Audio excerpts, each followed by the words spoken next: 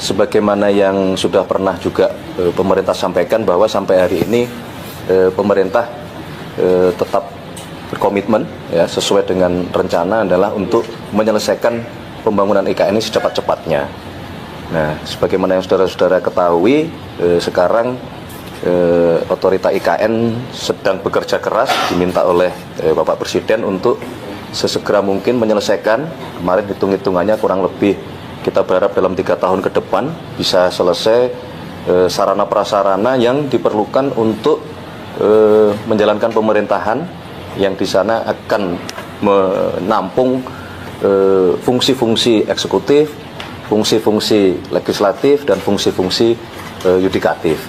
Ini adalah sarana prasarana syarat yang kita merasa ini harus ada sebelum kita memutuskan atau Bapak Presiden menandatangani Kepres pemindahan ibu kota.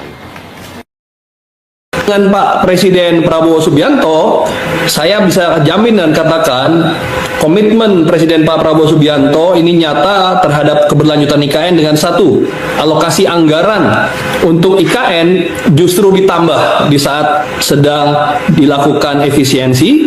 Dan yang kedua, dari segi investasi, Pak Prabowo mengarahkan sebuah sekolah yang sedang menjadi perhatian banyak pihak, yaitu SMA Taruna Nusantara yang berada di Magelang dan sudah ekspansi Malang dan Cimahi.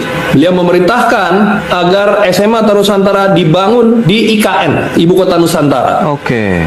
Jadi nyata sekali komitmen dan perhatian Bapak Presiden Prabowo seiring dengan kunjungan dan nantinya berkantornya Wakil Presiden Gibran Rakabuming tahun depan. Ini semua membuat investasi tadi yang dikatakan menjadi berjalan semakin lancar hingga bisa mencapai nilai investasi 65 triliun tadi.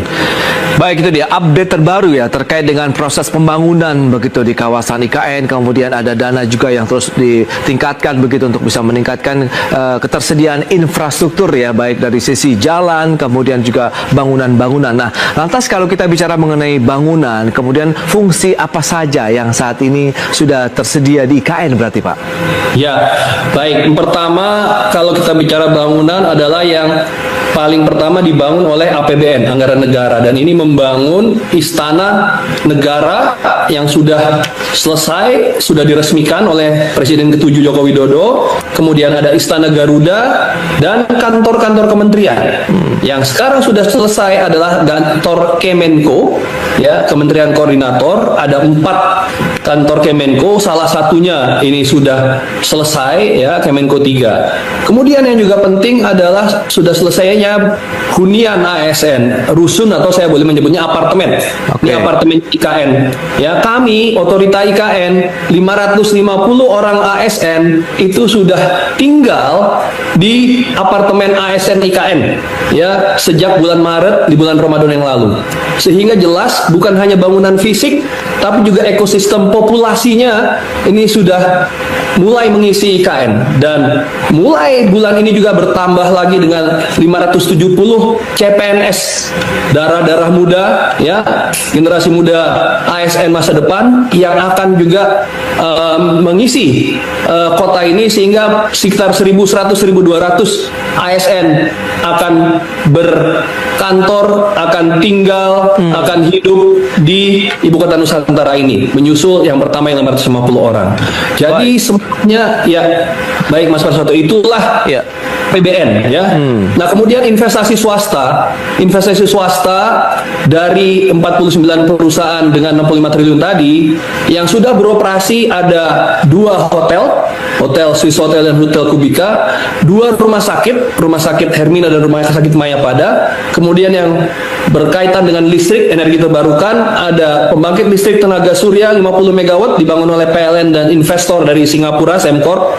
Kendaraan listrik, bus listrik dari Bluebird dengan armada yang dibuat dari Tiongkok dan dari Korea. Dan yang menarik juga ada lapangan sepak bola PSSI yang dibangun dengan dana dari FIFA. Ini semua menunjukkan bahwa bangunan-bangunan ini sudah selesai, komitmen pembangunan pemerintah diwujudkan nyata, dan investornya tertarik dan menyelesaikan.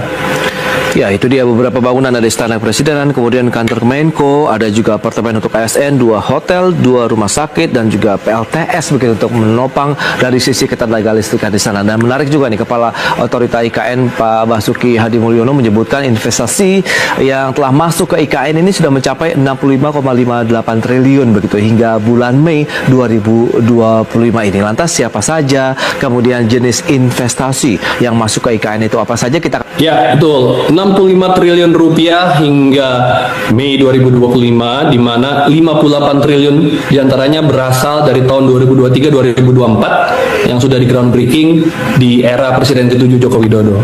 Kemudian di tahun 2025 ini adalah 7 triliun.